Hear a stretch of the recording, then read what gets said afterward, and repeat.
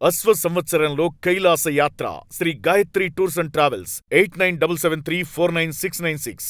తమిళనాడులో ఘోర విషాదం చోటు చేసుకుంది. సేలం సమీపంలోని ఉత్తమ చోళపురం వద్ద రోడ్డు ప్రమాదం జరిగింది. మినీ వ్యాన్ను ప్రభుత్వ బస్సు ఢీకొట్టింది. ఇక వెనుక అదుపు తప్పినటువంటి మరో ద్విచక్ర వాహనం కూడా ఉంది. 11 నెలల చిన్నారి సహా 7 అక్కడికక్కడే చనిపోయినట్లుగా కూడా తెలుస్తోంది. మరో 6 తీవ్ర గాయాలైనట్లుగా సమాచారం. ఈ నేపథ్యంలో ఈ ప్రమాదానికి గల కారణానికి సంబంధించి చూస్తే బస్సు అతివేగమే ప్రమాదానికి గల కారణంగా కూడా తెలుస్తోంది. మనం యూటీవీ స్క్రీన్ మీద ఎక్స్క్లూజివ్గా ఆ విజువల్ని అయితే మనం చూస్తున్నాం. ప్రమాదానికి గల కారణానికి సంబంధించి బస్సు అతివేగంగా రావడంతోనే ఈ ప్రమాదం చోటు చేసుకుందని కూడా చెప్తూ ఉన్నటువంటి పరిస్థితి ఉంది. దీనిపై మరిన్ని అప్డేట్స్ మా కరెస్పాండెంట్ సత్య అందిస్తారు. సత్య, ఏ విధంగా చూడాలి ఈ ప్రమాద ఘటనకు సంబంధించి? ఇటీవల తమిళనాడులో ఒక 2-3 ప్రమాదాలు కూడా ఇదే విధంగా చోటు చేసుకున్నాయనేటువంటి పరిస్థితి కూడా ఉంది కదా. అప్డేట్స్ ఏంటి ఓవరాల్గా? ముఖ్యంగా తమిళనాడు సేలం సమీపంలో ప్రమాదం జరిగింది. ముఖ్యంగా భారీ రోడ్డు ప్రమాదం అయితే జరిగింది. సో దాంట్లో కీలకంగా 11 నెలల పసికందు అలాగే 5 సంవత్సరాల బాలిక ఇద్దరు కూడా మృతి చెందిన పరిస్థితి కనబడుతోంది. వాళ్ళిద్దరితో పాటు 7 కూడా మరి మృతి చెందిన పరిస్థితి కనబడుతోంది. ముఖ్యంగా సేలం జిల్లాలోని ఆరియానూర్ దగ్గర ఈ ఘటన జరిగింది. జాతీయ రహదారి అతివేగంగా బస్సు వెళ్లడం కావచ్చు, మొత్తం కూడా ఈ ఘటనకి కారణం అని చెప్తా ఉన్నారు. బ్రేకులు ఫెయిల్ అయినాయి అని కూడా మరి చెప్తున్న పరిస్థితులు కనబడుతున్నాయి. దాంతోపాటు ఏదైతే కోయంబత్తూరు నుంచి సేలం వెళ్తున్నటువంటి ప్రభుత్వ బస్సు డ్రైవర్ నియంత్రణ కోల్పోయాడు. సో నియంత్రణ కోల్పోయి అంటే ఆ బ్రేకులు సరిగా పడలేదు అనేది చెప్తా ఉన్నారు. బ్రేకులు పడకపోవడంతో డివైడర్ నుంచి లెఫ్ట్ సైడ్ నుంచి వెళ్తున్నటువంటి బస్సు డైరెక్ట్ డివైడర్ దాటుకొని రైట్ సైడ్ ఉన్నటువంటి ఒక ట్రక్ ను టూ వీలర్ ని గట్టిగా ఢీకొంది. దాంట్లో దాదాపు వీళ్ళు మరి మరణించినట్టు తెలుస్తా ఉంది. చాలా ముఖ్యంగా 11 నెలల చిన్నారి కావచ్చు, 5 ఏళ్ల బాలిక కావచ్చు, సో వీళ్ళందరూ కూడా అక్కడ చూసినటువంటి అంటే స్థానికంగా యాక్సిడెంట్ జరగగానే అక్కడికి స్థానికంగా ఉన్నటువంటి ప్రజలు వాళ్ళిద్దరిని చూసి కూడా కన్నీరు మున్నీరైన పరిస్థితి కనబడతా ఉన్నాయి. అక్కడ లోకల్ గా సమాచారం అందుకున్నటువంటి అగ్నిమాపక సిబ్బంది అలాగే పోలీసులు కూడా మరి సహాయక చర్యలు చేపట్టారు. సో ఇంకొంతమందికి కూడా మరి వాళ్ళని ఆసుపత్రికి పంపించిన పరిస్థితి ఉంది. ఇంకో 6-7 మందిని ఆసుపత్రికి కూడా పంపించారు. సో వాళ్ళందరూ కూడా ప్రస్తుతం ట్రీట్మెంట్ తీసుకుంటున్నారు. సో ఇప్పటికే మరి మరణించిన వాళ్ళకు కూడా ప్రభుత్వం ఎక్స్గ్రేషియా అయితే ప్రకటించిన పరిస్థితి కనబడతా ఉంది.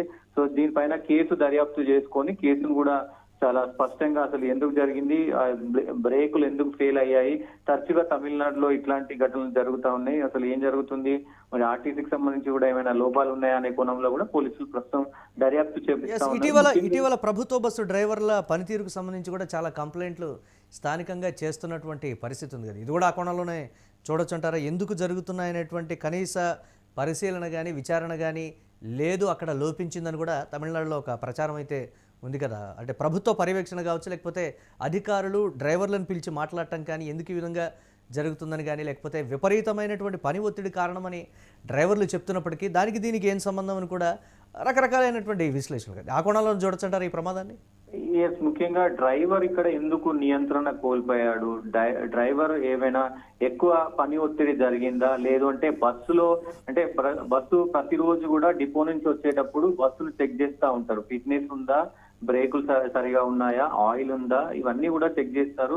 మరి చెక్ చేయలేదా అక్కడ బస్సు డిపోలో కూడా మరి పోలీసులు వాళ్ళు తాగి ఉన్నారా లేకపోతే కరెక్ట్ గా ఉన్నారా అనేది కూడా చెక్ చేస్తా ఉంటారు. సో ఆ లోపాలు ఈ మధ్య కాలంలో మరి జరుగుతున్నాయనేది కొంత తమిళనాడులో వినబడుతున్న పరిస్థితి కనబడుతుంది. పోలీసులు అయితే దీన్ని మొత్తం కూడా విచారణ చేపట్టారు. పూర్తి డీటెయిల్స్ ఇంకా తెలియాల్సిన అవసరం ఉంది. ముఖ్యంగా ఈ ఘటనలో చాలా బాధాకరమైన విషయం అంటే మురళి, ఈ ఒకే కుటుంబానికి చెందినటువంటి 7 చనిపోయిన పరిస్థితి కనబడుతా ఉంది.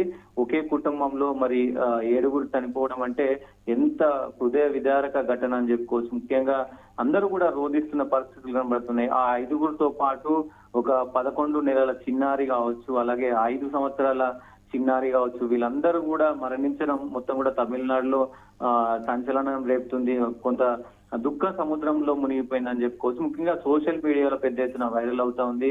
ఎందుకంటే ఈ ఘటనలు తరచుగా జరుగుతా ఉన్నాయి. ఒక తమిళనాడు అనే కాదు, అటు ఆంధ్రప్రదేశ్ లో కూడా ఇట్లాంటి ఘటనలు జరిగినాయి, తెలంగాణలో కూడా ఇట్లాంటి ఘటనలు జరిగినాయి, ముంబైలో కూడా ఇట్లాంటి ఘటనలు జరిగినాయి. ఈ బస్సులు మరి పెద్ద ఎత్తున, ఎందుకంటే ఈ హైవేలలో కొంత ఓవర్ స్పీడ్ తో వెళ్తా ఉంటారు.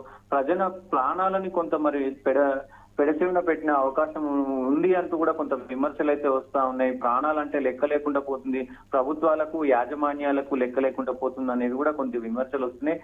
ఏదేమైనప్పటికీ ఇది చాలా ఘోరమైన ఘటన. సో ఈ ఘటన పైన మరి ప్రభుత్వం ఎంత ఎక్స్గ్రేషియా ప్రకటించింది, బట్ ఎంత ప్రకటించింది ఏంటి దానికి సంబంధించి ఇంకా తెలియాల్సిన అవసరం అయితే ఉంది. రైట్, థ్యాంక్స్ ఫర్ అప్డేట్ సత్య. ఇక తమిళనాడులో ఘోర విషాదం చోటు చేసుకున్నటువంటి బ్రేకింగ్ న్యూస్ యూటీవీ స్క్రీన్ మీద ఎక్స్క్లూజివ్గా విజువల్ రూపంలో చూస్తున్నాం. సేలం సమీపంలోని ఉత్తమ చోళపురం వద్ద రోడ్డు ప్రమాదం అయితే జరిగింది.